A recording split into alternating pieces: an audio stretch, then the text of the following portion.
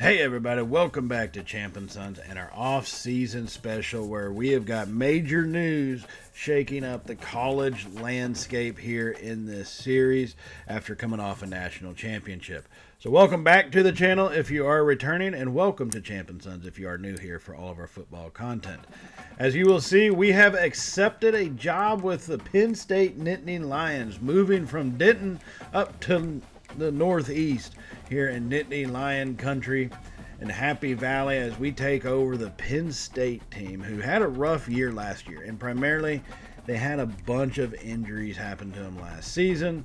It's been rough for them the last couple years, but last year in particular they went 2-10, way under what their roster is. Now, that in mind, we have an opportunity to take over a pretty good team that I think we can make even better. When it comes to recruiting, the hardest part, especially when you take over a new school, is you weren't recruiting these guys, right? This is stuff set up by the computer, so it makes it a little bit more difficult, and especially when you have some of these guys that are a team performing the way that Penn State was performing. They're not getting these 5-star recruits right now. They're getting 3 and 4 stars. So that's where we're going to have to start. And like I said, they got a good roster. It's really how can we build it up and kind of continue to improve it. Looking at the transfer portal, not much is truly available for us. At least when I say that, not much is truly available for us in top-of-the-line transfer recruits, right? So that's going to be the hardest part, is going to be, one, these recruits that are on the board right now. Like, we've seen those who have already committed. So primarily 4 stars and a lot of 3 stars. I think we have 1 5-star recruit as well. But it's one of these things where a lot of people have interest in us, primarily just because of the brand, and that's what we're going to have to recruit off of, right? Even when you go 2-10 in a season, because I think they lost like 7 starters due to injury last season. Even when you do that, you still have the brand name. You're still in the Big Ten. It's something we can build off of, right? So right now here in the off season, the first week of it, we have 1,200 recruiting. I'm just going to points available, and so we have to be very particular in how we manage these points, right? And how we're going to actually build this team up. Right now, Penn State did get Hochstein, I think that's how it's pronounced, Hochstein, a 4-star quarterback, but we still need to build in that area because I don't know anything about the kid. He may be good enough, he may not be, I don't know. What I do know is who we have in there is not going to be, the guy, so it could be this Hochstein or someone else, but we're looking to make major shifts and major changes. So we're recruiting basically based off the brand name. That's the only thing that we truly have going for us. Now, fullback, Jared Major, 3-star. I only see him because he's a JUCO transfer. Fullback's a fullback, whatever. He is a 3-star guy. In Penn State, based off their playbook, they have a couple plays, some with the fullback, but not too much. Not enough that I would stress about it. I could just turn a running back, change them into a fullback. You know what I mean? That kind of situation. But, hey, he's on the board. He was there before. Give him credit. We'll see what we can do with him. Now, with having the 1,200 hours, you think that's a lot. But, no, we need a lot of positions filled. That's the hard part. We need to have a lot of spaces filled in. So I'm not going to not offer guys contracts or scholarships. I guess actually at this point a half-ass is a contract. But not going to offer. I'm going to avoid not offering scholarships. Got myself confused there, and I'm pretty much going to hit everybody up. Let's get you in. We'll start getting you developed. A lot of these guys I know are not going to be first-year players, but maybe second year. Wesley Bulaga, wide receiver. He's a transfer, but he's a sophomore. He's got a couple years before he's a senior. So he may get some time, but maybe not have the most right now, immediately to start. We got to look at building for the future. That's what this recruiting segment really is about, is getting guys that may not see the time this season, but over the next few years, they will become the primary players. They will become those star athletes that we really do need. And so that's kind of the idea behind it. Hey, we're Penn State, we're Big Ten, you'll know us. We're looking to change history for this team. And I think these kids could be a part of that. It's just whether or not we can get them to believe and to buy into that or not. That's going to be the hardest part. So that's one of the things. As when we were at North Texas, it was hard because we were North Texas. We're the American Conference. No matter how good we did, kids always had, the want to go to the Ohio States, the Michigans, the Texas, the LSU, Alabama, all those big-time programs. Now that we are a big-time program in Penn State, we're having to compete, I want to say even more so with those schools because interest is kind of more spread out evenly. When it was just us at North Texas, we had the guys that were good that weren't being recruited by them. So we could take advantage of that, or we had the deal breaker with them. We could take advantage of that a lot. Here, especially when you're up in the Northeast, you have a lot of big schools. You have ACC schools, Big Ten schools. So kids can have a lot of different interests, like Noah Sauer. He's just a punter, but he's got Rutgers at the top of his list. If you're a punter, are you going to pick Rutgers or Penn State? In this world, Rutgers is a Big Ten school, so they're going to probably look at Rutgers too, because that's closer to where they are.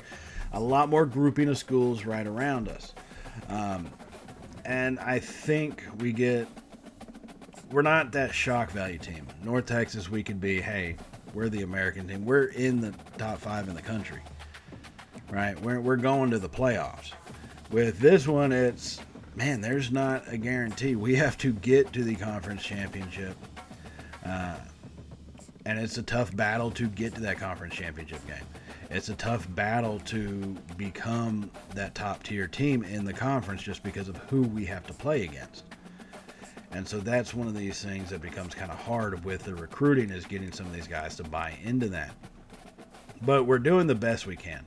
Right now we have 155 points left, but you see we have a lot of guys that don't have any points on them. Now, Jared Major and all these guys that are in the top 5, it's one of those I really just want I want them to just kind of develop a lot quicker, have that interest gain over so we can, boom, get them signed. It's going to be a problem if we can't. We have so many recruits that we need that trying to get everything scheduled for them is going to be a pain in the ass, while also adding the recruiting points to them so we can kind of help build and garner that interest for them. That's always going to be the hardest part. So it's a delicate balance that we're walking in. You can see even with Dylan Stevens here, we got 20 points left. We got Stevens and Cocker that need to have some points on them, so we're sitting there going, all right, we'll just send them, we'll slide into their DMs, maybe not a visit, but we'll slide into their DMs. And after that first week of recruiting, we didn't pick up anybody.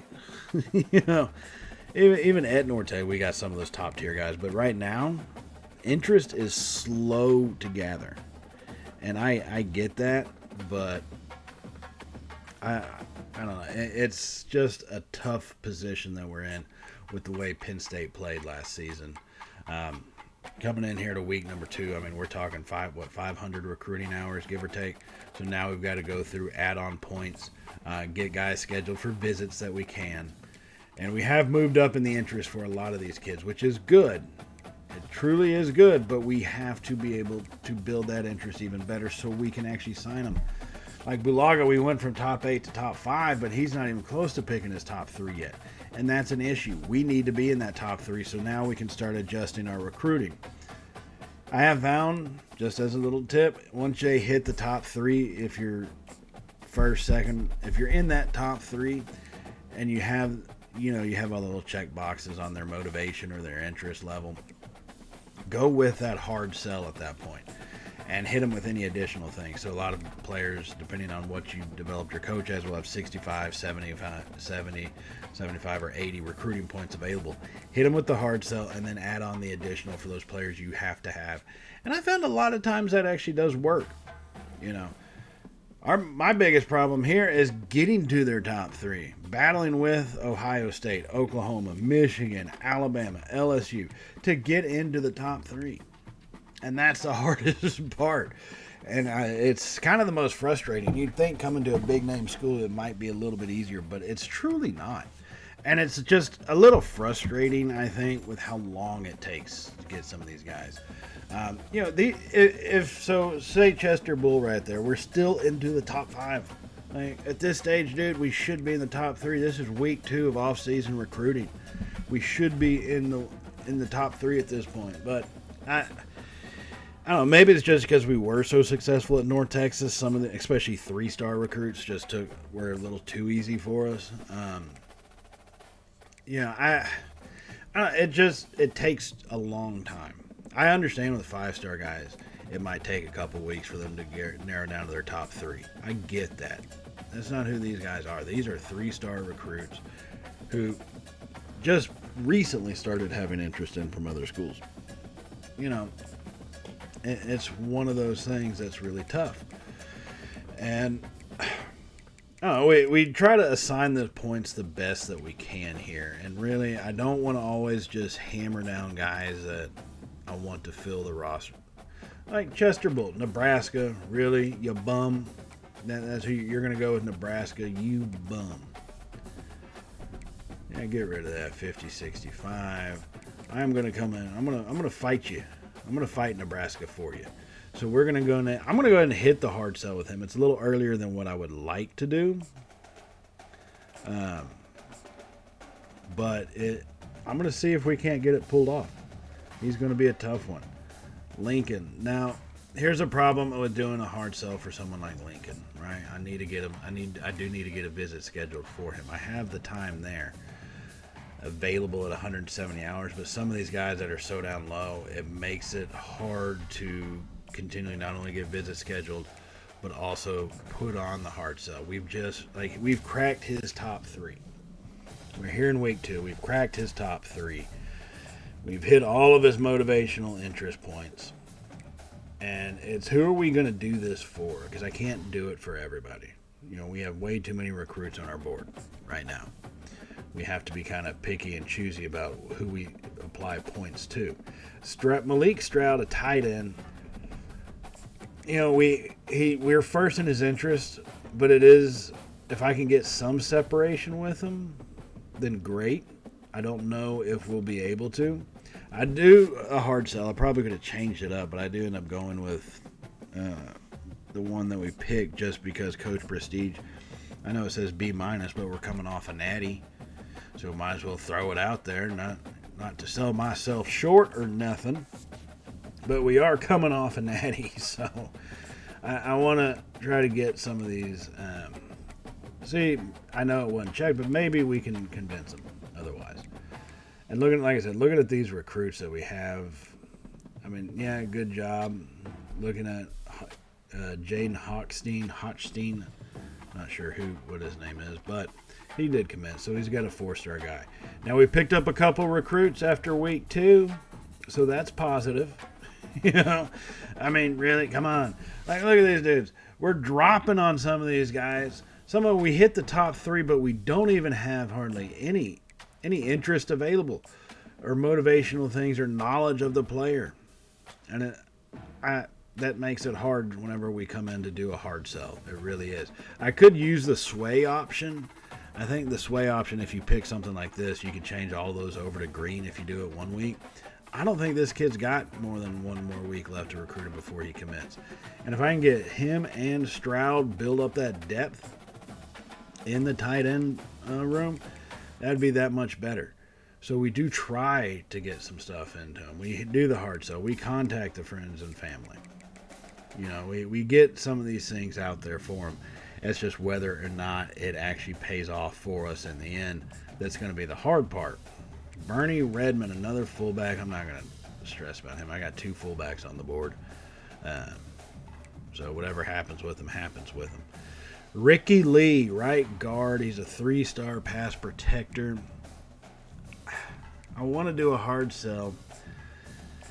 But at the same time, I don't know anything really about him too much. We're high enough up. I think we've got enough space available. Ronnie Coker, right tackle, something we really do need. He's a JUCO junior transfer. He's someone that can really anchor us within the first year or two. It's just whether or not we can land him.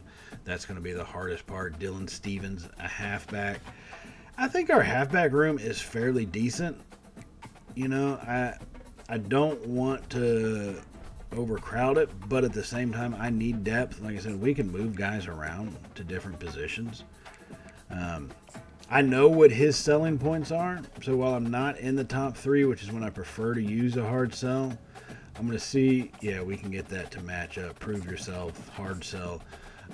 Hits all his strong points. So I'm hoping that'll end up working out for us. I really do need and want to build in a bunch of depth here. Noah Sauer, he's our punter. I mean, even Sauer, you know, we're just to the top 8. He's a damn punter. If I'm offering you a scholarship and you go and just treat me like that's just straight up disrespect. Now that I think about it, being here at Penn State. I don't know, maybe I expected a little different coming.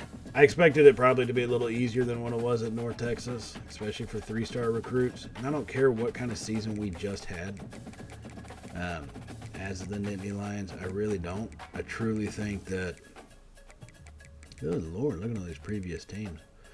I'll say what I'm doing right here is I am going through to see how many North Texas guys left. And right now, not seeing hardly any of them. Which is kind of a shocker. You think whenever a coach leaves, a lot of players would leave. Because that's what happens in real life. Not so much. Not so much at all. So I decided to go ahead and put it alphabetical. Like I said, I really got curious. Maybe there's someone I could try to bring over. And that's something that does happen. I do think they need to make that change. If you move from one school to another, I think you should be allowed to go after those players interested in transferring. Jaden Smith and Dexter Farrell's going into the transfer portal. And oh man, if I could grab him, but it won't let me. Oh, ingrates. If I could have gotten Farrell, I mean, you're talking about, we saw what he could do. He would be a big time pickup for our backfield. You know, truly a big time pickup. So, looking at the overall prospect list, and like I've said before, if you look at the prospect list, it has your transfer portal guys in here. It really does. Just look at the class, and it has high school or TR. Those are your transfer or the JUCO guys. Those are going to be your transfer guys to look at if you really wanted to organize it that way instead of going back and forth between transfer portal and prospect list.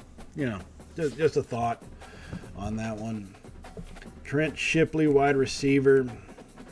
I mean, we're giving these guys a lot of points. I think I have a big enough lead for Shipley that I don't have to do a hard sell. Stupid pin. Ohio State, and here's another question that I do have. Why is it the CPU has a week 5 in the offseason, but we only have week 4? That I'm just curious of. Mr. Ricky Lee from Altoona, Pennsylvania, finally comes to our school. Good Lord, took him long enough. Chester Bull, we do get him to commit to us. Theo Paul comes. Tim Newsel comes as a quarterback. Wesley Bulaga, he's coming as well. Pretty decent little pickups, I will say. I'm pretty happy with those. But look at that. Dove goes to Ohio State, you bum. Same thing with Trent Shepley. Kiss my keister. They go to the Buckeyes. And now we got to continue. We have enough, I think. Personally, this is kind of just a personal thing for mine. I wanted to see what it's like to try to get 35 recruits. Because I've never had that at North Texas. I think the most we got was like 30 or 31. And if I can land 35 of them, man, that would really be something. Trevor Lincoln. Who's the other one? Pat Mathis. Why are we not selecting him? We'll have to see. I mean, it is receivers, and I'm not going to say they're a dime a dozen, but sometimes it's harder to see. I guess it depends on the offense you want to run as far as the kind of receiver that you need to pick up. That's really what it's going to come down to. So Lincoln, we do add him and actually Mathis to the board. I want to see what Lincoln's got. He's a JUCO transfer. He's a gem of an athlete, 78 catching traffic. Let's see about Pat Mathis, 85 spectacular, 77, 90 speed. Both of them are fairly equal. Like, they're just about even across the board. Just into their top 8. We do go ahead and send the full house and all the extra goodies with sliding into DMs and social media stalking to the players as well, since we're not ready. We won't even be able to schedule for a visit, so who the hell am I kidding, right? It's really just see if we can't become number 1 on their board by the end of this thing. Because I think, whereas in the old NCAA 14, if they never committed to your school, I guess the kid just didn't play in college. Not too sure. But even here, if you don't get that whole committed pop-up, if you're number 1 on their board, I'm fairly certain when it comes to the end of off-season recruiting, they sign with you automatically. So it's really a race to be number 1. Nick Amador, defensive tackle, Cedar Hill, Texas. Cedar Chopper if he wants to go to A&M. Bastard. I say that a little early. Maybe he won't go to A&M. If he does go to A&M, bastard. If he comes to our school, he's a smart, intuitive, forward-thinking individual. So that's kind of what we're looking at. That's my goal. This guy, Ronnie Coker's choosing Temple over us right now. I mean, what an idiot. Maybe he's a smart idiot because Temple's a pretty decent school, but he's still an idiot. Him and Amador, morons. That's what I'm going to have to say. And A&M, did you all notice that Amador has a visit week 6? We have only through week 4. I don't understand that. I truly don't. EA does need to fix that. Not that they look at my channel or listen to anything I've said, but still, they need to fix it. Fullback, Jared Major. And halfback, Dylan Stevens. Center, Nick Trainer out of Eugene, Oregon, west coast to east coast. Paul Soliday, Taryn Bienemy. I'm assuming he's a grandchild of Eric Bienemy. And Noah Sauer. All of them come to our school. And taking a look, we get the number 25 recruiting class in the nation. 1 5-star, 5 4-stars, and 26 3-stars. Oof, that's going to be a little tough to deal with, I will say. I wish it had been better. But to be fair, we came in the offseason, so it's one of those, we knew we weren't going. I knew, Coker, you bum. Duarte goes to Iowa. Amador's a Cedar Chopper, goes to A&M. So, 32 out of 35, not bad. I'll take it. Coming in, looking at the off-season or the schedule.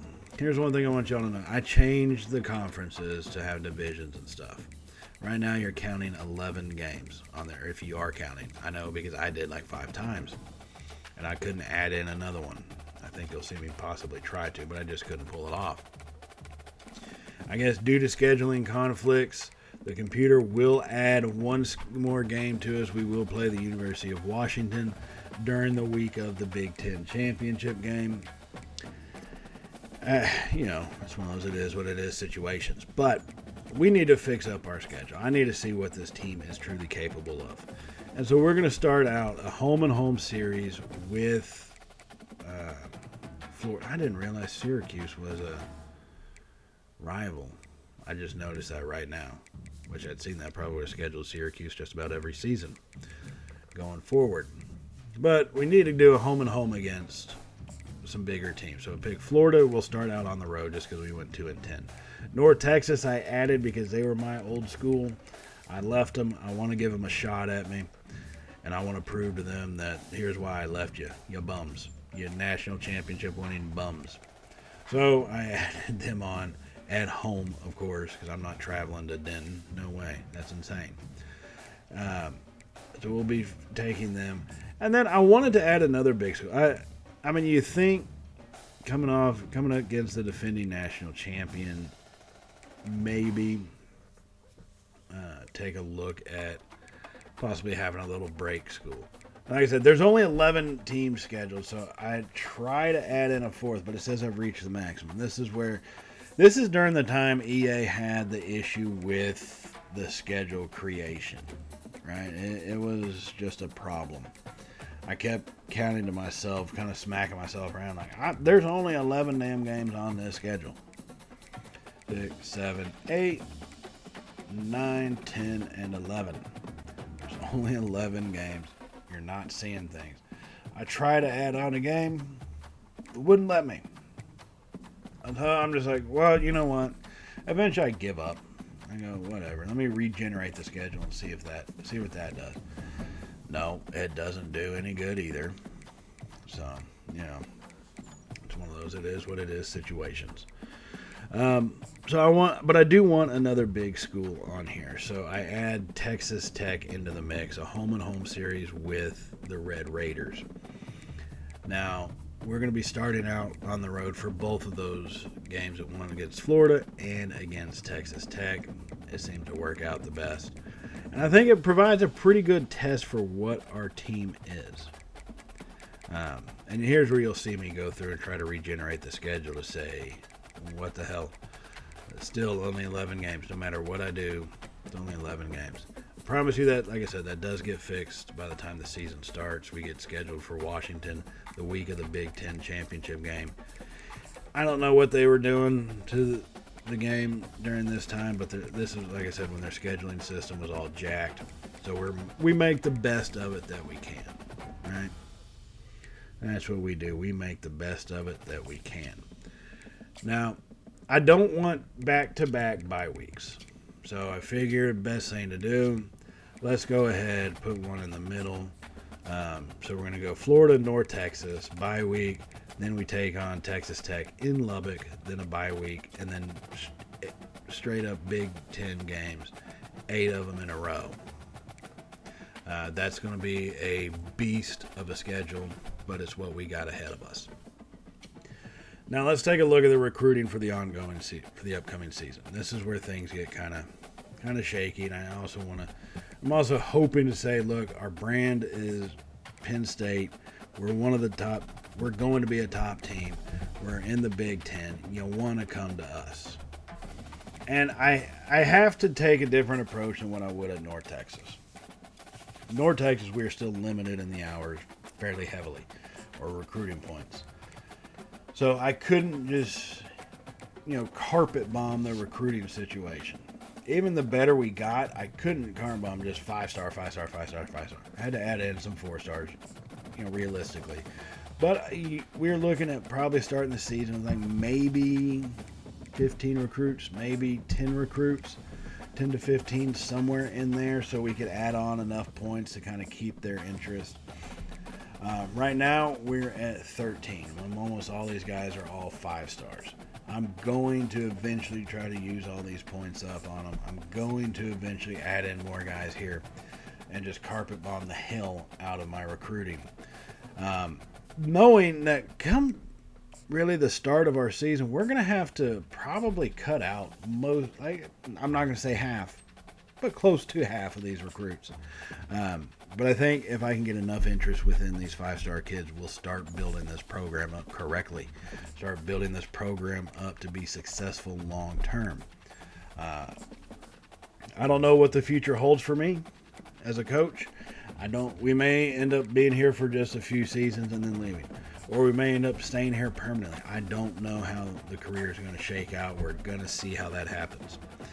And also, just of a side note, going forward with our episodes, I do have stuff recorded because it's easier to play the games than record them. And with multiple series going on, you kind of get behind the times in the voiceover stuff. We're going to probably take a different approach. Instead of showing the games and doing the commentating all that much, it's going to be highlights from the games. So we may just see straight up scoring plays, talking about what happened in the game. So that way we can actually cut through the seasons a lot quicker and get a lot more shown, because I really want to go over this coach's career. We're already almost to the end of November, and then the new game's about 6-7 months away, probably. That's a guess. Maybe 8 months at this point because it's July, whatever. that it would release. But I want to get as many seasons in, and let's follow this coach's career to see what he can actually do. And a lot of that might also be simulating. Once we get a team built up, let's just focus on the recruiting and simulate the games and see how they play out in the end. I think that's going to be an interesting option to look at. We might end up doing it that way. I don't really know. It's going to be kind of interesting to see what happens with this. If y'all are down for, kind of just seeing the highlights and talking about the team, the growth of it, where they're at, what's happening on our schedule with our team, where we are in the standings, kind of going over like maybe instead of just 3 games an episode, maybe 6 highlights from 6 games. So we can cut through actually one possible season and regular season in like 2 episodes maybe. Who knows? If y'all are cool with that, put down in the comments. Let me know if y'all are interested in seeing things that way, or if you want to do the standard 3 games. Let's commentate on those games, because that is one of the things that I truly love to do about them, is the commentating of the games.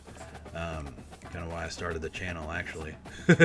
But commentate the games and kind of move on, through things pretty quickly, or go the slower route with the commentary and watch a little bit more poignantly with how the team develops and what we're able to do with our coaching career and what we're able to do with every team each and every season that we're in, and the different players that we have and how we utilize those players. So let me know in the comments what y'all's thoughts are on that. I'll probably give it a shot off doing hey, let's just talk about it, and then maybe go back or do a little back and forth. Who knows? We'll have to see. So here we are. Here's just right back to the recruiting. This is when I talk about the carpet bombing. We're already at, we got 23 recruits on here. Like I said, probably half of them are going to have to be gone pretty quickly into the season, just because we won't have the recruiting hours or points available to pay attention to enough to build up that interest.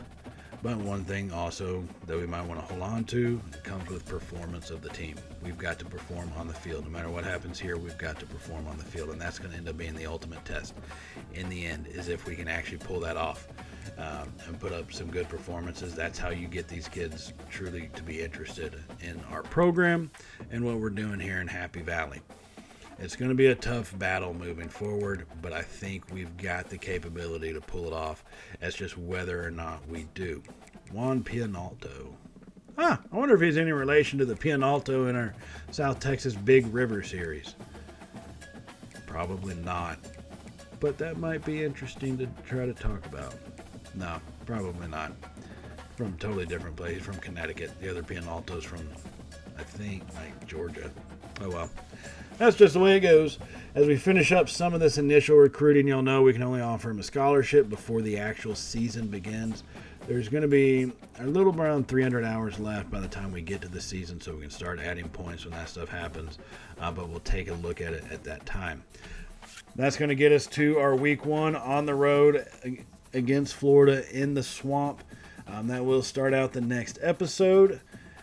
I will see y'all in that one. So remember to hit that subscribe button if you have not hit it already. Hit that bell icon so you can be notified of all of our content. And a thumbs up would be much appreciated if you do like the series and like this off season and see how things are going as our coach has progressed from North Texas to the Big Ten and the Nittany Lions. And I will see y'all in the next episode. So as always, everybody stay safe. And well, y'all know how it goes from here, right? Later, y'all.